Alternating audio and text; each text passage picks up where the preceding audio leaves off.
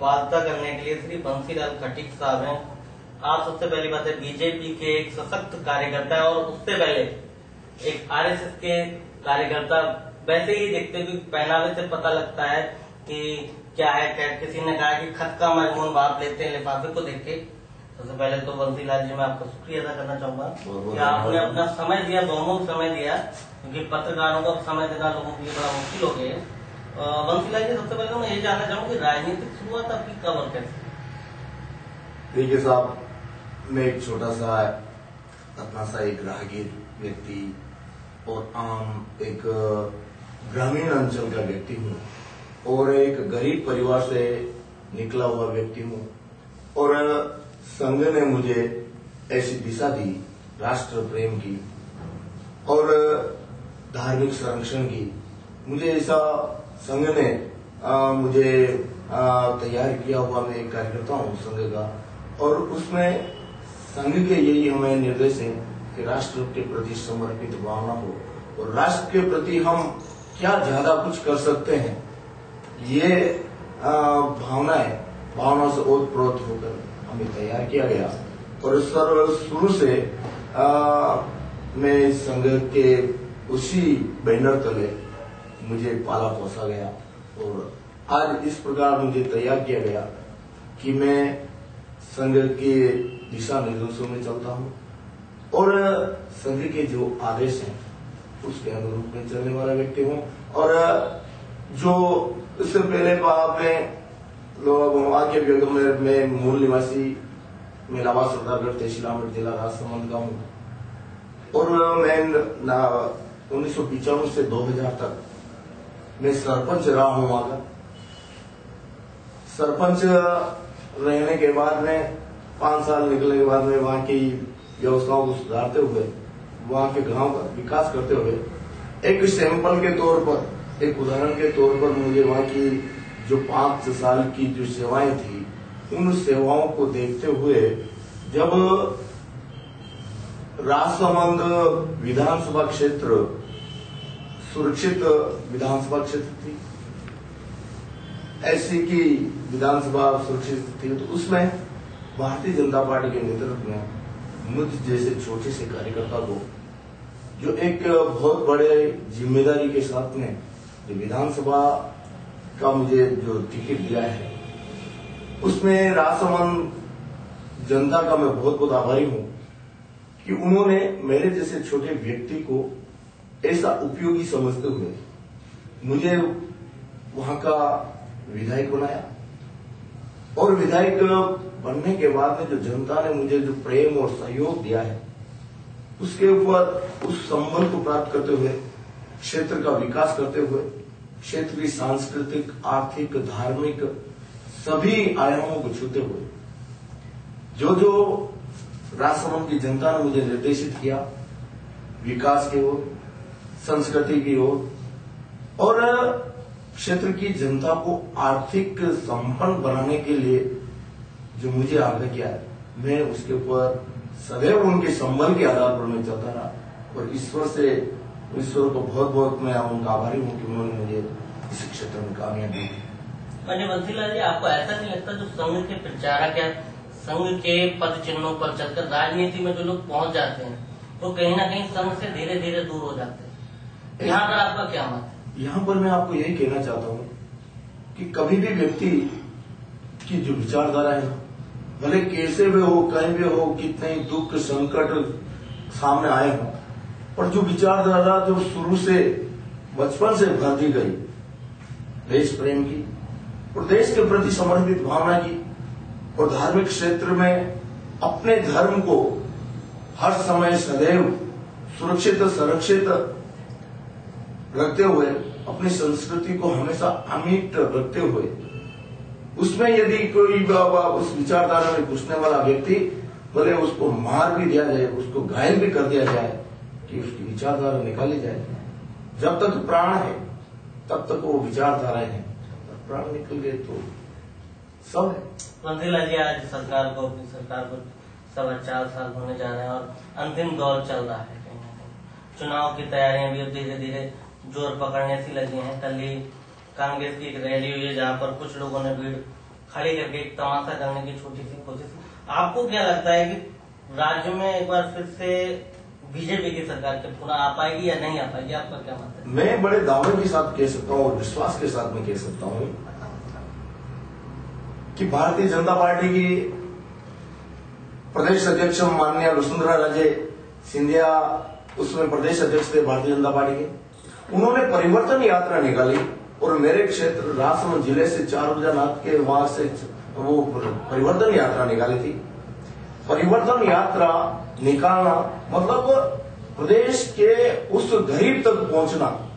जो ढाणी में बैठा हुआ गरीब व्यक्ति वो आशा की ज्योति जलाए बैठा है कि मुझ तक भी कोई जनप्रतिनिधि आएगा, उस वहां तक उस गरीब की झोंपड़ी तक भारतीय जनता पार्टी के नेतृत्व में माननीय वसुंधरा राजे सिंधिया पहुंची और उन्हें दुख दर्द, उस जनता का दुख दर्द देखा कि वास्तव में देश आजाद होने के इतने साल बीत गए पर उस गरीब की झोंपड़ी में कोई दिया जलाने वाला नहीं मिला। जब उन्होंने परिवर्तन यात्रा निकाली और उन्होंने एक ही ईश्वर से प्रार्थना की कि प्रभु हमें ये अधिकार दे कि मैं जनता की सेवा कर सकूं, और उन्होंने अपनी यात्रा शुरू करते करते पूरे राजस्थान प्रदेश में घूमते हुए जब पूरी यात्रा की और प्रभु ने उनकी सुनी और उनको मुख्यमंत्री के पद पर बिठाया, तब मुख्यमंत्री के पद पर बैठाने के बाद में वो सब उन्होंने याद किया कि मैंने मेरी आंखों से जो मैंने देखा है, मैंने किया है, उसकी मैं एक सार्थक परिणति कि मैं उतरूं और उनके उन सभी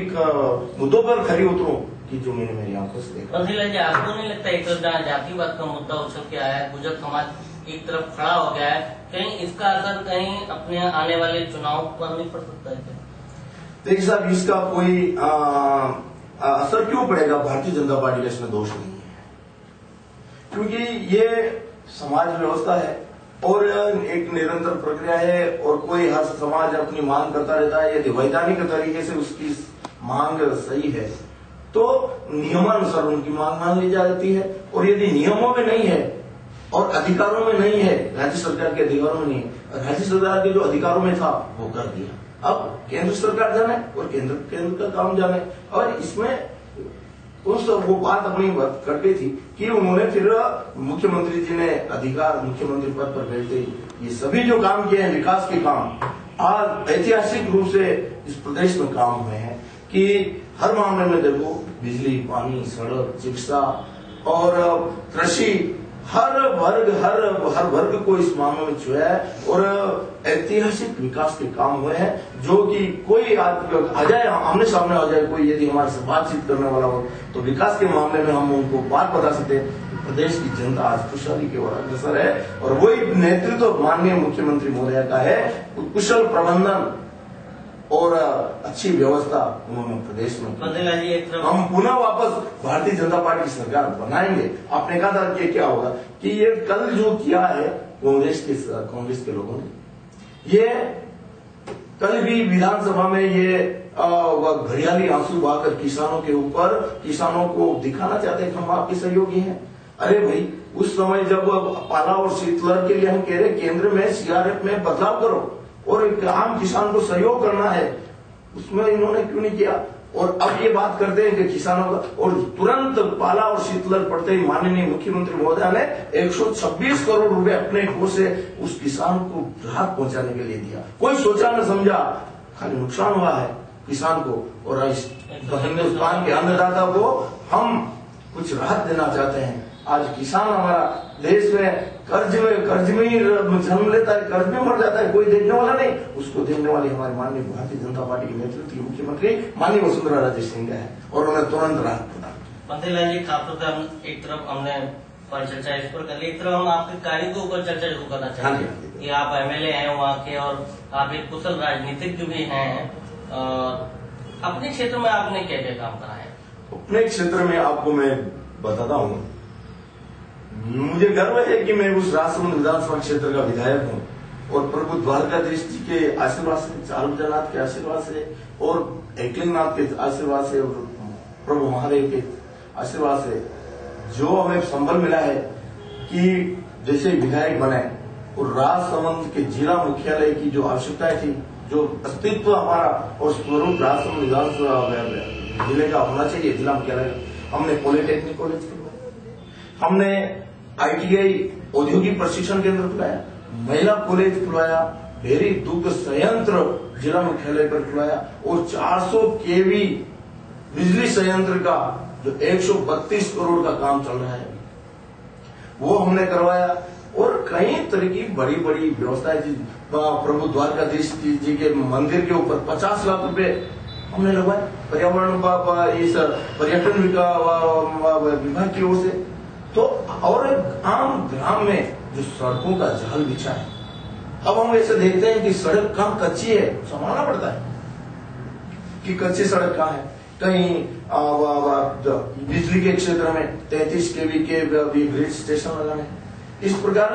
अब बिजली, पानी, सड़क, चिकित्सा व्यवस्था के लिए हमने हमारे क्षेत्र में। जी चलते चलते एक क्वेश्चन आपसे जरूर मैं पूछना चाहूंगा कि अगर दोबारा बीजेपी की सरकार आएगी जी और आपको मंत्री पद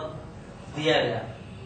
तो खास तौर से अपने क्षेत्र के लिए आप कौन सा मंत्रालय लेना चाहेंगे ताकि आप एक जमीन से जुड़े हुए नेता की तरह आप उस क्षेत्र का विकास कर सकें? देखिए सर, सर्वप्रथम तो आपको मैं ये कह देना चाहता हूँ कि मैं जो भी बदौलत हूँ उस सर्वदेवमयी गौमाता के आशीर्वाद से, और उस गौमाता के आशीर्वाद से ही आज मैं इस व्यवस्था में हूँ। मैं तो मैंने शुरू में आपको कहा कि एक मैं संस्कारित कार्यकर्ता संघ के द्वारा तैयार किया हुआ कार्यकर्ता हूँ। मुझे कोई आकांक्षा, महत्वाकांक्षा नहीं है, और जो भी दायित्व मुझे सौंपा जाएगा उसको मैं सही मायने में जनता के प्रति खरा उतरने की कोशिश करूंगा। और मैं कोई ऊंची उड़ान या ऐसा कोई बड़ी महत्वाकांक्षा नहीं पाता हूँ। मेरे वर्तमान में मेरे पास क्या दायित्व है, उस दायित्व में चलते हुए यदि कोई व्यवस्था हमें दी गई तो उसके ऊपर हम काम करेंगे। आज क्या आपको विधानसभा से अपने क्षेत्र से निकाल कर इतना समय मिल पाता है कि आप संघ की जो प्रातःकालीन या सायंकालीन शाखाएं होती हैं या उनकी कोई बैठक होती है तो उसमें आप शिरकत कर पाते हैं, नहीं कर पाते? हाँ, ये बात आपने सही, क्यों राजनीति में आने के बाद में थोड़ा बिजीनेस बढ़ जाता है, व्यस्तता इतनी हो जाती है कि जो हम नियमित संघ की शाखा में जा नहीं पाते हैं, और जो बैठकें होती है जहाँ हम अपेक्षित होते हैं तो हम वहाँ जरूर जाते हैं और वहाँ उपस्थिति हमारी दर्ज कराते हैं। और वही एक पावर सेंटर है हमारा, जहाँ से हमें शक्ति मिलती है, संबल मिलता है, और आज होने की बदौलत हमें तो वो तो कभी छूट ही नहीं सकता है। कहीं न कहीं चार्जिंग आपको आरएसएस से ही लेनी पड़ती है, कहीं नहीं, सब कुछ। फिलहाल जी आपने साक्षात्कार ब्यूरो साक्षात्कार.com से वार्ता की और आपने अपना मत व्यक्त किया, इसके लिए धन्यवाद। और अपना समय, बहुमूल्य समय निकाल के खास तौर से इस पत्रकार के लिए दिया। साक्षात्कार ब्यूरो से आप सभी भैया बहन आप बता रहे हैं, मैं आपका हृदय से स्वागत करता हूँ, क्योंकि जनप्रतिनिधि